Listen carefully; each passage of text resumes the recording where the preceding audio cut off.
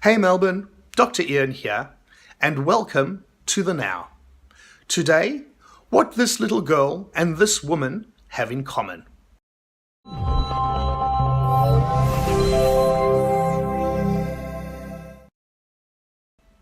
To understand the importance of what I'm about to discuss, we need to go back in time, to the early 1960s. In fact, that's before man landed on the moon. And a little girl, Lisa, was lying in bed.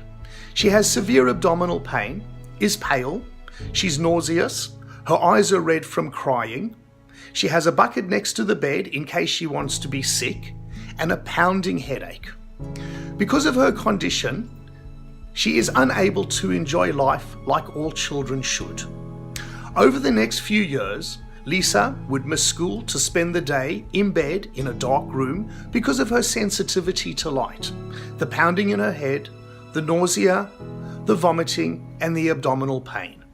Her condition stopped her going on camps, catching up with friends, and would also stop family outings because she would need to be in bed. This would sadden Lisa, as she knew she was missing out, and also causing her family to miss out on the fun things that families should do. She knew this, and before she knew it, like most of us, became a teenager, wanting to do the things that all teenagers want to do. But yet again, the head pain, the sensitivity to light, the nausea and vomiting would stop her. Lisa missed friends' parties, going to the beach, sleepovers, and also she missed days at school. Her mum used to get pretty upset because she felt there was nothing she could do to help her daughter. She was frustrated with the condition Lisa suffered from, and as a mother, helpless. There were times when she was able to go to friends, only to find that she would have another attack and have to call her parents to come and pick her up and spoil the fun.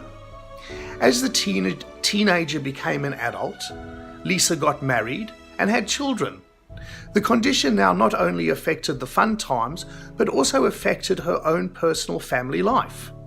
When Lisa had one of her attacks, she would rely on friends and family to pick the kids up from school, take them to after-school extra-curricular activities. They would also have to be fed and bathed and got ready for bed, while Lisa was in her room with another attack. A pounding headache, feeling sick, not interested in participating in life. Lisa would have to sleep in a propped up position because this would counter the feeling of nausea. She would also have to have constant pressure on the side of her head to try and counteract the pounding headache. Lisa missed Mother's Day, birthdays, and other special occasions. When she had an attack, she couldn't cope with the day-to-day things that we all do. All she wanted to do with one of these attacks was curl up in a dark room and be left alone until it passed. This woman would experience, on average, an attack every 3 to 4 weeks. That's about 15 to 20 times a year, each one lasting approximately 1 to 2 days. So every year, she was losing around about 4 to 5 weeks of time.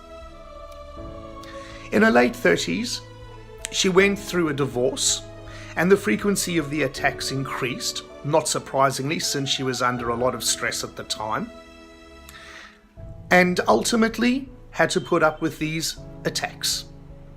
Now, if we jump forward to today and look back over the last 22 years, Lisa, in that time, has only had somewhere around about 6 or 7 attacks. How do I know this? Because Lisa is my wife, and I am a chiropractor, as you know. Soon after we met, she started chiropractic care with me. I have seen Lisa suffer through many full-blown migraines in the early days, and so I really do understand what a migraine sufferer goes through. So if you or somebody you know is suffering from migraine headaches, please ask them to give me a call. I may be able to do something. You can either push the button below this video, and that'll take you to a page where you can fill in a few details, and one of my amazing chiropractic assistants will contact you to organize a time for us to catch up, or call the number below and make an appointment yourself. There's a good chance I can help, or at least minimize the attacks or the severity you're having. This is Dr. Ian. Have a fantastic day. Cheers.